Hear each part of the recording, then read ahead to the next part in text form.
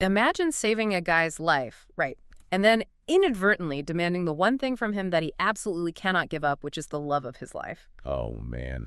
Yeah, so do you destroy your own happiness to pay that debt, or do you let the guy who saved you just die of a broken heart? I mean, that is just, it's the kind of impossible moral math that completely breaks a person. Hmm. And usually the attempt to solve it just ends up destroying literally everyone involved. Totally. Well, welcome to today's deep dive. We are unpacking a massive, just fascinating stack of source material today from the legendary wuxia universe created by the author Gulong. It's so good. It really is. And our focus today is squarely on the profound and frankly agonizing moral complexity of two deeply contrasting characters. So on one side, we have this tragic, middle-aged hero named Li Xunhuan. Right, the guy with the knives? Exactly. He's famous across the martial arts world for his terrifying little life-flying dagger. And then contrasting him, we have this mysterious, raw, just totally unyielding young swordsman known simply as Afe. Yeah, and we're looking far beyond just the martial arts action here. I mean, the source material is essentially a really profound philosophical and psychological study. Right. It just happens to be wrapped up in a genre that's usually known for, high-flying sword fights. So we're going to explore how these two distinct moral codes collide with a fundamentally hypocritical world. You have Li drowning in guilt and, well, what we might call toxic altruism, and Afe, defined by this naive black and white absolutism. Yeah, and just to set the table for you, the listener, if you aren't steeped in this genre, wuxia translates roughly to martial heroes. It's basically a Chinese fiction genre about martial artists in ancient China. Right. But more importantly, these stories take place in something called the Jianghu, and I feel like we really need to define that first. Oh, absolutely. The Jianghu is crucial to understand anything that happens here. Literally means rivers and lakes. But conceptually, it refers to the martial arts underworld. Kind of like a sub-society, right? Exactly, yeah. It functions entirely outside the bounds of normal government law. Right. Like, there are no police to call, there are no formal courts. Wow. Yeah, the currency of the Jianghu is basically reputation, martial prowess, and above all, adherence to this incredibly rigid, often super hypocritical code of brotherhood and honor. So it's all about status. 100%. Yeah. If your reputation is destroyed in the Jianghu, you are essentially dead. Which makes the decisions our characters make so incredibly high stakes. I mean, this is a story about the devastating costs of our moral choices. So let's just jump right into the freezing, desolate, snow-covered landscape where our two protagonists first cross paths. Yeah, the scene the text paints here is just breathtakingly bleak. I mean, the cold wind is described as a knife, using the earth as a chopping block and all living things as meat. That is quite the metaphor. Right. And the falling snow turns the sky into a furnace, melting everything into silver. Yeah. And rolling through this frozen wasteland is a luxurious, warm carriage. And who is inside? Inside sits Li Xunhuan. And he's pale, he's aging prematurely, he's coughing violently, and just drinking heavily. Not your typical action hero entrance. No, not at all. Yeah. And with a small, incredibly sharp knife, he is painstakingly carving a perfect, lifelike wooden statue of a woman. Yeah, the sources describe him pouring his entire soul into this piece of wood.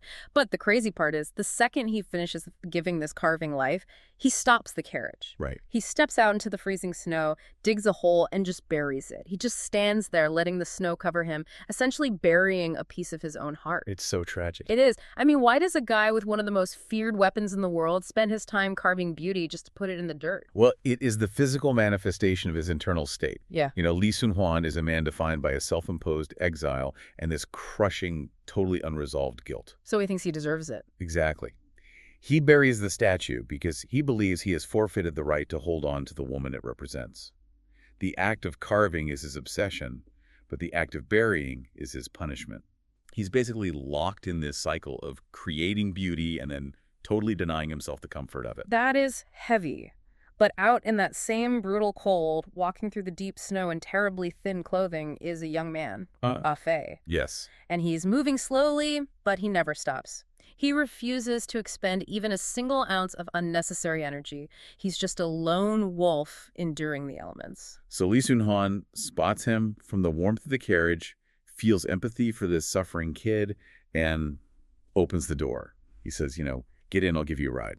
And Ah Fei's reaction is just, I mean, he doesn't even look at him. He just keeps walking. Right, he completely ignores him. Yeah, and when Leah asks if he's deaf, Ah Fei's hand immediately drops to the hilt of his sword. It's a Right. completely instinctual defensive reaction to any outside stimulus. He's constantly on guard. Exactly. Lee laughs, realizes the kid's not deaf, and says, come up and have a drink of wine.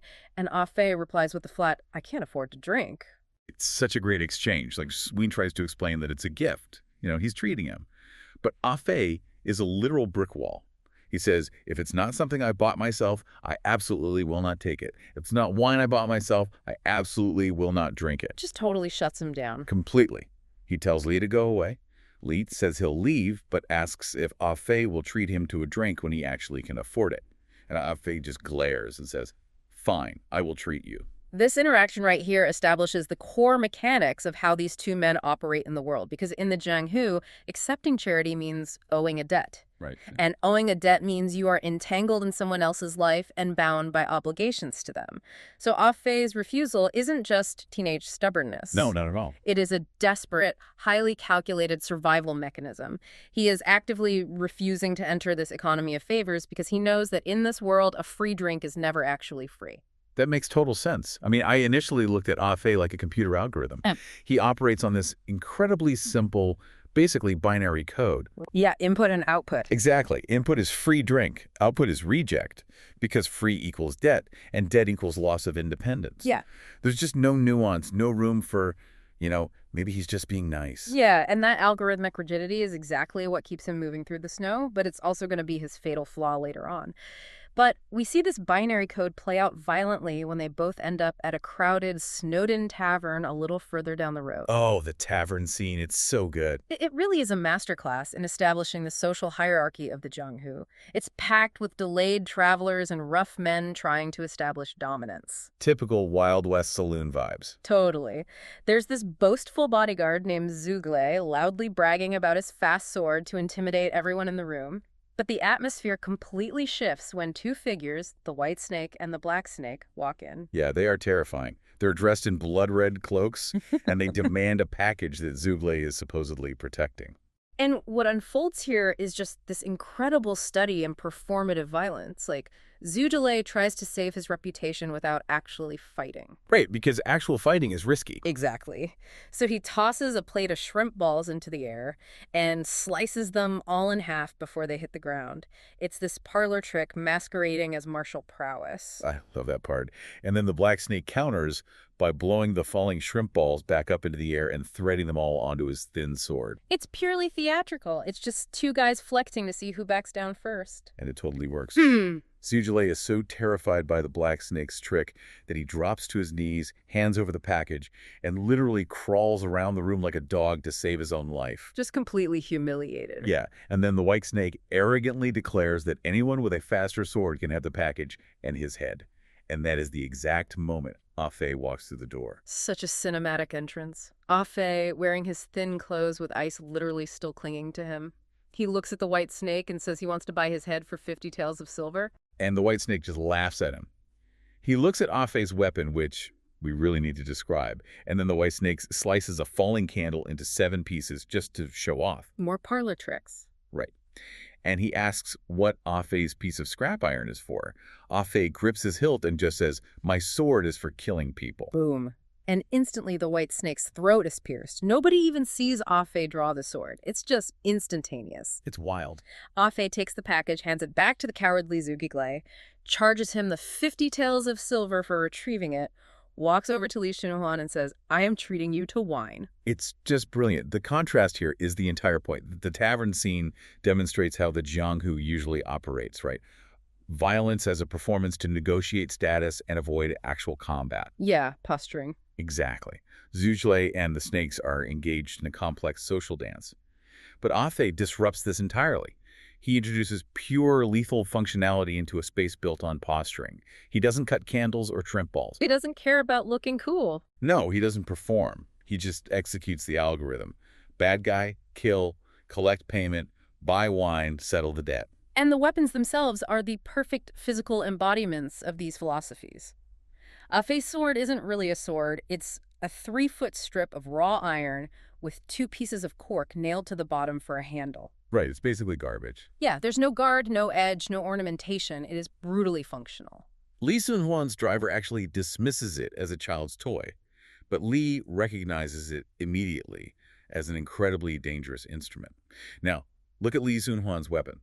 He possesses the Little Li flying dagger, a weapon of legendary lethal reputation. But what is he actually doing with it? Exactly. He uses it to carve wood. Right. He uses it to steady his trembling alcoholic hands. His deepest impulse, despite carrying a weapon meant for killing, is to mold beauty. It's such a stark contrast. It really is. His weapon represents the ecosystem of complex emotions, creation, regret, self-soothing, which is completely at odds with his deadly status. Fei's worldview seems barbaric at first glance, right? Trading 50 taels of silver for a human life. But when you look at the agonizing, convoluted moral maze that Li Xunhuan has built for himself, Fei's brutal simplicity starts to look like the healthier option. To understand why Li Xunhuan is a man burying his own heart in the snow, we have to look at the genesis of his trauma. Okay, yeah, let's get into the backstory. It all traces back to an event 10 years prior, which centers on that concept we discussed earlier, the absolute weight of a debt in the Jianghu. The ultimate unpayable debt. So 10 years ago, Li was ambushed and was on the absolute brink of death. A man named Long Xiaoyun intervenes. Right. He fights off the attackers with a silver spear, saves Li's life, and nurses him back to health. They become sworn brothers. The bond is sealed. But then Long Xiaoyun falls deathly ill. Yeah, he begins to waste away from a profound depression. Leadership finally forces him to confess the cause, and Long Xiaoyun reveals he is dying of unrequited love for a woman he met at Li's estate. And that woman is Lin Xian. Lin Xian isn't just some random woman at the estate. She is Li Xunhuan's childhood sweetheart, his fiancée, the absolute love of his life. She is the woman he has been carving out of wood and burying in the snow. This is the agonizing dilemma. Long Xiaoyun gave Li his life. In the strict moral economy of the Jianghu, Li owes Long everything. He cannot let his savior die of a broken heart. But he can't just give his fiancée away either. Exactly.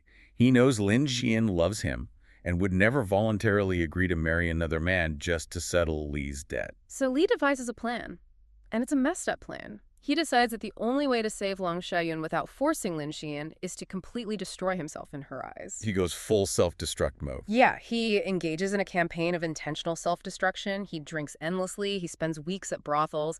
He brings sex workers back to the home he shares with Lin Xian. Oh, it's brutal. He systematically, coldly breaks her heart day after day until she is completely shattered and finally gives up on him. And as she breaks, Long Xiaoyun is right there, offering comfort and stability. So eventually, exhausted and heartbroken, she agrees to marry Long. The ultimate sacrifice. Yeah, and to finalize this horrific transaction, Li Xunhuan gives the couple his ancestral estate, the Li Garden, as her dowry, and exiles himself to the freezing, desolate frontier for a decade.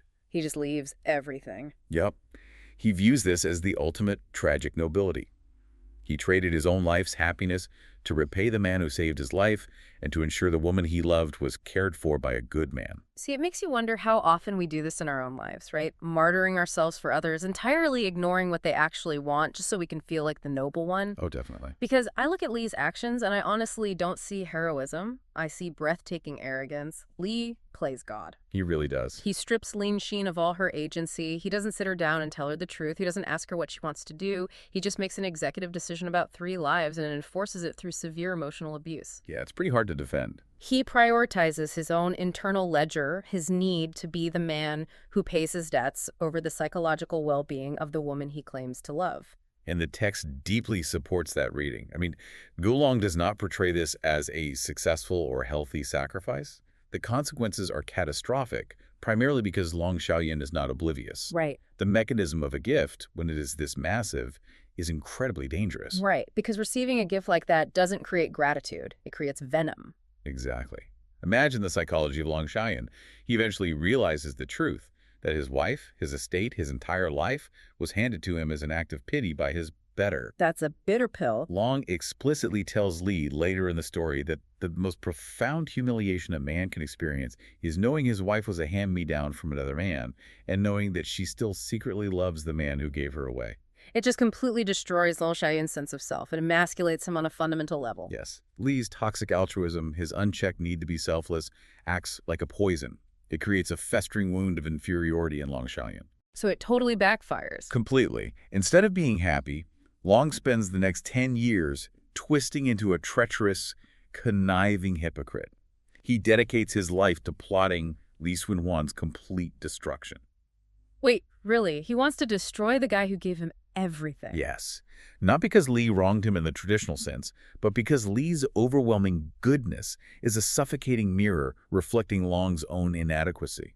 By trying to save his friend, Li literally created his own most venomous enemy. And the collateral damage is immense. Lin Xian is trapped in a loveless marriage, just weeping behind closed doors in an estate that used to be a place of joy. That's so sad. And their child, Long Xiaoyun's son, grows up entirely warped. He inherits all the poison, cruelty, and manipulation of his parents' broken dynamic. Li Xunhuan thought he was solving an equation, but he actually built a generational trauma machine. That's a great way to put it. Li's moral compass is this chaotic ecosystem, completely polluted by his own overthinking and guilt. Ah Fei, as we've established, is the polar opposite. His moral compass is a straight line. But a straight line is incredibly fragile when the ground beneath it shifts. Let's look at the mechanism driving Ah Fei then. He is a child of the wilderness. He tells Li Xunhuan plainly, if I don't become famous, I only have death. So dramatic. He has no background he's willing to share, no family name to lean on. He is operating on a pure, idealized algorithm of meritocracy. Right, basically. If I have the fastest sword and I kill the people the world deems bad, the world will recognize me and I will earn my fame. It is an absolute belief that action dictates status.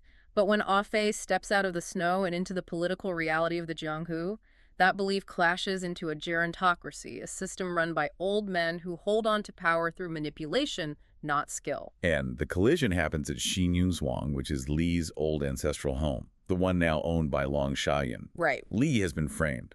A group of supposedly righteous martial arts elites, men like Zhao Zengyi and Tian Ti, who are pillars of the community, have publicly accused Li of being the Plum Blossom Bandit. Who is the Plum Blossom Bandit? Oh, this legendary, notorious thief and murderer. And the accusation has nothing to do with evidence. Of course not. These elites have decided Li is guilty because taking down a famous figure like Li Xunhuan will bolster their own reputations and eliminate a variable they just cannot control. They control the narrative. So Ah Fei witnesses this farce, and he steps forward to defend Li. But he doesn't argue politics. He offers a functional, logical challenge. Is algorithm kicking in again? Exactly. He essentially says, I can prove he is not the bandit by catching the real one. Or I will fight you right now to prove my skill, which will validate my testimony that he's innocent. Right. And Ah Fei actually manages to kill the real Plum Blossom Bandit and returns expecting this factual reality to exonerate Li. And the reaction of the elites completely breaks Ah Fei's worldview. They look at this young man, they look at the dead bandit, and they simply dismiss him. Just ignore reality. Basically, they say, who are you? You are a nobody. Why would the world believe that an unknown kid with a scrap iron sword killed the most dangerous bandit in the Jianghu? Wow. They refuse to acknowledge the action because acknowledging the action requires giving up their monopoly on authority. Fei's algorithm simply cannot process this. He has the factual truth, and they control the social reality. So Li Xunhuan pulls him aside and delivers this brutal lesson in sociology. It's such a tough pill to swallow. Li explains that in the Jianghu, a fast sword does not equal fame. Fame requires obedience. You have to let the old hypocritical masters take the credit for your achievement. So you have to play the game. Yeah, you have to feed their egos until they naturally die off, and only then, as a reward for your compliance, will they allow you to be famous. And Ah Fei is just repulsed by this. Yes. So to be famous, I have to learn to be a dog. That is such a harsh realization. It is. His binary code of absolute truth cannot compute a reality where truth is dictated by influence. But this refusal to understand nuance, this rigid insistence on purity, makes him incredibly susceptible to a different kind of manipulation. Oh, boy. He encounters a piece of malware his system is entirely unprepared for, and her name is Lin Xianer. Lin Xianer is such a fascinating antagonist. I mean, if Ah Fei is pure simplicity, she is pure weaponized complexity. Yes. She is hailed as the most beautiful woman in the martial arts world, but underneath, she is a brilliant, entirely ruthless sociopath. Yes, she is dangerous. She uses her beauty and her intellect to completely manipulate men, turning the greatest warriors into her personal pawns for wealth and power. She understands the hypocrisy of the Jiangku perfectly and just uses it to her advantage. When Ah Fei meets her, he doesn't see the manipulator.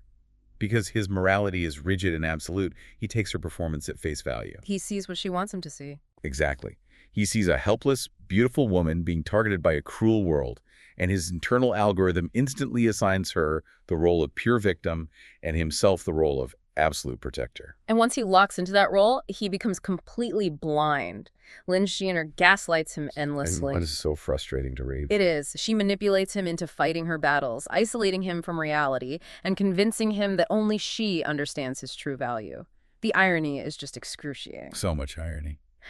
Fei despised the old masters for trying to use him to bolster their status, but his rigid black and white morality makes him the perfect, unquestioning weapon for the most manipulative person in the entire story. It's like a computer algorithm executing its code perfectly, but it's been fed corrupted data. Yeah.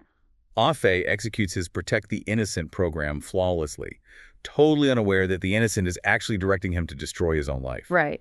His simplicity provided absolutely no defensive mechanisms against deception. If Ah Fei's morality is a rigid computer program that crashes when introduced to deceit, Li Xunhuan's morality is like a deeply polluted river. I like that analogy. Right. It absorbs the dirt, it twists around obstacles, it looks murky and terrible, but it never stops flowing. He survives the deception because he already expects the worst from the world, and honestly, from himself. And that leads to the core philosophical question of the text, How do any of us navigate a society built entirely on false premises? Yeah. The Jiangku, much like aspects of our own society, is heavily reliant on performative morality. It's just people wearing masks of righteousness to hide their malicious intent. Like the elites, Zhao Zhengyu and Tianqi, they use the language of justice to capture Li Xunhuan, but their actual goal is to lock him in a freezing, damp woodshed and systematically break his bones. Right, to force him to hand over a legendary martial arts manual. Exactly. They are torturing a man under the guise of civic duty. Long Jiayun uses the sacred concept of sworn brotherhood to justify betraying Li and taking his wife and property. Everyone is performing virtue while practicing vice. And this brings us to what might be the most defining moment for Li Xunhuan. He is chained up in that woodshed. His body is being physically destroyed. Just brutalized. Yeah. His public reputation is entirely ruined. He is universally believed to be a thief and a rapist. Now, he has the intelligence and the rhetorical skill to tear their arguments apart. He's a smart guy. He could explain his complex backstory. He could beg for mercy. But he doesn't. He refuses to play their game. He looks at these respected community leaders who are torturing him, and he just starts mocking them. Yeah, he just roasts them. He tells them their mouths are full of morality, but their actions are those of thieves and prostitutes. He actively antagonizes them while they break him. Why? Why not defend yourself? Because defending himself to a corrupt court legitimizes the court. Oh, that makes sense. Li realizes that if he participates in their trial, if he treats their accusations as worthy of a defense, he is basically accepting their authority. He won't give them that satisfaction. Never. He would rather die with his bones broken and his name dragged through the mud than yield an inch of his internal integrity to men he knows are hypocrites. It's almost Socratic, He refuses to acknowledge a system he knows is fundamentally broken, even if it kills him. And this is where the parallel between Li Xunhuan and Ah Fei crystallizes. They finally align. Yeah, they seem like total opposites, the complex, guilty veteran and the naive, rigid novice. But underneath, they share one unbreakable trait, which is absolute authenticity. Exactly. They are flawed to the point of self-destruction. Li's toxic altruism ruined the woman he loved. Ah Fei's blind devotion turned him into a tool for a sociopath. Yep. But they never, ever pretend to be something they are not. In an entire universe of people wearing masks, their flaws are genuine. And the story argues that in a world devoid of institutional morality, the only true morality exists in personal loyalty. It exists in their friendship. The friendship between Li and Ah Fei is the restorative counterbalance to the destructive relationships in the rest of the text. Think about how Li responds when Ah Fei is finally completely broken by Lin Xunhuan. Oh, this part is amazing. Ah Fei discovers the truth about her manipulation. His spirit is shattered. The absolute certainty that powered his fast sword is gone, rendering him physically useless. He's just a shell. And most friends in that situation would say, I told you so. Or they would try to give some cheesy motivational speech. Right, which wouldn't work. But Li does something incredibly elaborate and completely selfless, but in a healthy way this time. Li realizes that Afei needs his algorithm rebooted. He needs a system reset. Yeah, he needs to believe in his own strength again before he can even process the emotional trauma. So Lean orchestrates this profound deception to restore Afei's truth. Li tracks down a top-tier, incredibly arrogant martial artist named Lu Fengxian. Who is no joke. No, he's a big deal. And Li Xunhuan, a man of legendary pride who just let himself be tortured rather than beg for mercy, actually begs Lu Fengxian. Wow. He asks Lu to challenge Afei to a duel and to intentionally lose. He sacrifices his own dignity to ask a rival for a favor entirely to rebuild Afei's shattered confidence. And it works. It does. Afei wins the rigged fight, the physical validation restores his internal sense of self, and it gives him the strength to finally walk away from Lin Xian's toxicity. It is the perfect antithesis to his earlier toxic altruism. You know, with Lin Xian, Li sacrificed himself to remove her agency and force an outcome. Right, which ended terribly. But with Afei, Li sacrifices his pride to restore Afei's agency, allowing Afei to make his own choice to heal. It's the evolution of a man learning how to actually help someone. As we synthesize everything we've unpacked today, it always comes back to the physical metaphors of their weapons. We started in the snow, looking at two different approaches to navigating a cold world. Yeah, Afei's scrap iron sword was terrifying because it was entirely visible. It was just a raw strip of iron. No hiding it. You knew exactly what it was, what its purpose was, and exactly how it was going to hurt you. Its threat was plain and straightforward, much like his absolute unyielding morality. It was dangerous, but it was honest. But Li's flying dagger, the legend in the Jianghu is that the flying dagger is terrifying precisely because no one ever sees it leave his hand. It strikes from the unseen. The unseen weapon represents the unseen burdens we all carry. The hidden regrets, the agonizing moral calculations, the guilt we bury in the snow. Right. Those invisible internal mechanisms are often vastly more powerful and more determinative of our fate than anything visible on the surface. Li's hidden guilt dictated his entire life, just as an unseen dagger dictates the end of a fight. Which leaves us with something I really want you to ponder. We've spent this time dissecting how the rigid, absolute truth of Afei crashed into the complex hypocrisy of the Jianghu. The clash of worldviews. Yeah, the elites needed their fake morality to maintain their status. Li Xunhuan needed his complex lies to save his savior. So ask yourself this, does society actually require a baseline level of hypocrisy just to function? Oh man, it's a very uncomfortable thought. It is, because if everyone acted like Afei, if we all executed our internal algorithms with absolute, brutal, unyielding honesty, refusing every social grace, rejecting every polite fiction, calling out every performative action, would we achieve a purer society? Or would it just be chaos? Exactly. Would an army of Afeis instantly tear civil society apart? Maybe the terrifying truth isn't that the world is full of hypocrites, but that the world only survives because of them. A society of absolute truth might just be a freezing wasteland with no warm carriages. Thank you so much for joining us on this deep dive. Keep questioning the narratives you were handed, look closely at the invisible burdens you carry, and we'll see you next time.